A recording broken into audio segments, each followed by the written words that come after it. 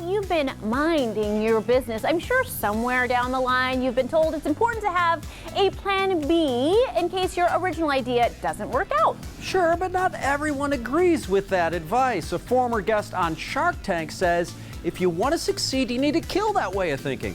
Hattie D. Jamal tells us why. I don't invest in ideas. Ideas are cheap. I invest in people, special people. Former Shark Tank guest and self-proclaimed serial investor Matt Higgins recently released his first book entitled Burn the Boats, Toss Plan B Overboard, and Unleash Your Full Potential, backed by big-time friends like Mark Cuban and Arnold Schwarzenegger. I wrote this book for anyone out there who knows they have something more to offer the world. They know they have more potential. They know they have more to give. In the book, Matt reveals it doesn't take an apex predator to find your full potential. I don't think I'm the sharkiest of the sharks. Instead, he says it just takes laser focus on your true dream, your plan A, and he has some self-reflecting tips that can get you there.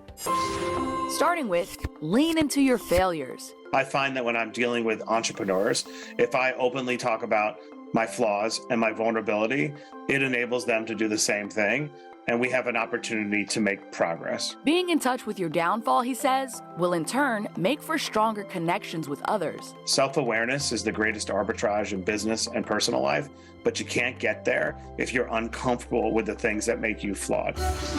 Next, act on opportunity. The biggest opportunities in life arrive before the tipping point of evidence. There's an inverse relationship between the magnitude of an opportunity and the amount of evidence we have to support it. So we need to retrain our brains to act on what I call lightning before the thunder. How do you recognize it? He says just ask yourself this one question. Is it strong enough of a passion to sustain you through the hard times? That's how you decide.